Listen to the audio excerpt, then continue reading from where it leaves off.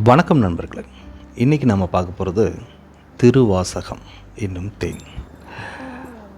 ஒரு ஊரில் ஒருத்தர் தினமும் திருவாசகம் கேட்குறதுக்காக கோயிலுக்கு போயிட்டு ரொம்ப லேட்டாக தான் வீட்டுக்கு போனார். அப்படி ஒரு நாள் இரவு அவர் வீட்டுக்கு லேட்டாக போகும்போது அவங்க மனைவி, அப்படி என்ன தான் திருவாசகத்தில் கொட்டி கிடக்கும், டெய்லி அங்கே போயிட்டு இப்படி லேட்டாக வரீங்க, உங்களுக்கு என்ன புரிஞ்சிச்சு சொல்லுங்கள் பார்ப்போம் அப்படின்னு கோபமாக கேட்டாங்க. எனக்கு ஒன்றும் புரியல, ஆனால் போய் கேட்டுட்டு வர்றது நல்லா இருக்குது அப்படின்னு அவர் சொன்னார். மேலும் கோபமான அவங்க மனைவி, முதல்ல வீட்டில் இருக்க சல்லடையை போய் எடுத்துகிட்டு வாங்க அப்படின்னு சொன்னாங்க. அவரும் எடுத்துகிட்டு வந்தார். இந்த சல்லடையில் தண்ணி பிடிச்சிட்டு வாங்க அப்படின்னு சொன்னாங்க. அவரும் போய் தண்ணி பிடிச்சிட்டு வந்தார். ஆனால் சல்லடையில் இருக்க ஓட்டை வழியாக எல்லா தண்ணியும் கீழே சிந்திருச்சு. தினமும் லேட்டாக வர்றீங்க, கேட்டால் திருவாசகத்துக்கு போனேன் அப்படின்னு சொல்கிறீங்க, என்ன சொன்னாங்கன்னு கேட்டால் ஒன்றும் தெரியலைன்னு சொல்கிறீங்க. நீங்கள் திருவாசகம் கேட்க போகிற லட்சணம் இந்த சல்லடையில் ஊற்றின தண்ணி மாதிரி தான், எதுக்கும் பிரயோஜனம் இல்லை அப்படின்னு கொட்டி தீர்த்துட்டாங்க. அதுக்கு அந்த மனிதர் சொன்னாராம், நீ சொல்கிறது சரிதான், சல்லடையில் தண்ணி வேணும்னு நிரப்ப முடியாமல் போகலாம், ஆனால் அழுக்காக இருந்த சல்லடை இப்போ பாரேன் சுத்தமாயிருச்சு.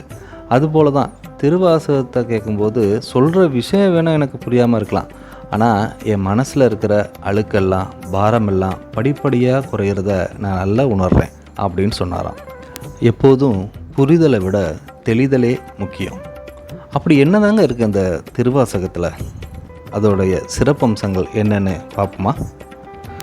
முன்னொரு காலத்தில் தில்லையில் ஒரு ஆனி மாதம் ஆயில்யம் அப்படின்னு சொல்லக்கூடிய தினத்தன்று சிவபெருமான் அந்தணர் வடிவம் தாங்கி மாணிக்க வாசகர் தங்கி இருக்கிற மடத்துக்கு வந்தார்.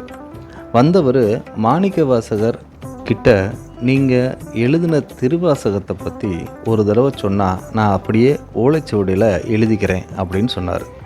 மாணிக்க வாசகரும் 51 பதிகங்கள் கொண்ட திருவாசகத்தினுடைய 658 பாடல்களையும் சொல்ல சொல்ல சிவபெருமான் எழுதி கொண்டார். எழுதி கொண்ட திருவாசகம் அடங்கிய அத்தனை ஓலைச்சுவடிகளையும் பெருமான் நடராஜர் சன்னதியில் வச்சுட்டு மறைஞ்சிட்டார். மறுநாள் ஆனி மாதம் மக நட்சத்திரத்தன்னைக்கு ஆலயத்துக்கு வந்த தில்லைவாழ் அந்தணர்கள் எனப்படும் தீட்சிதர்கள் கூத்த பெருமான் சன்னதியில் நிறைய ஓலைச்சுவடிகள் கிடைக்கிறத பார்த்து திகைச்சு போய் நின்னாங்க. அந்த ஓலைச்சுவடிகளை எடுத்து பார்த்துட்டு கடைசியான ஓலைச்சுவடியில் மாணிக்க வாசகர் சொல்ல அழகிய சிற்றம்பலம் உடையான் எழுதியது அப்படின்னு கையொப்பம் போட்டிருந்தது. இதை பார்த்த உடனே திகைச்சு போய் மாணிக்க வாசகர் தங்கியிருந்த இடத்துக்கு நேர போய் அவரை அழைச்சிட்டு வந்தாங்க.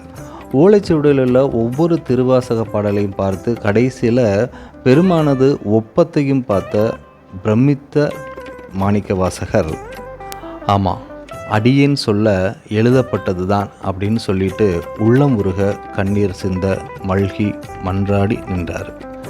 தீட்சிதர்கள் மாணிக்கவாசகர்கள்ட்ட ஓலைச்சுவடியில் உள்ள திருவாசகத்திற்கு பொருள் கூறுமாக வேண்டி நின்றனர். அப்போ மாணிக்கவாசகர் ஒரு மந்தகாச புன்னகையோடு நடன கோலத்தில் இருந்த நடராஜ பெருமானை காட்டி, இந்த பாடல்கள் அனைத்துக்கும் இவர்தான் பொருள் அப்படின்னு சொன்னார். அப்படி மாணிக்கவாசகர் கூறிய போது நடராஜ பெருமான் அருகே ஒரு பெரிய ஒளி தோன்றியது.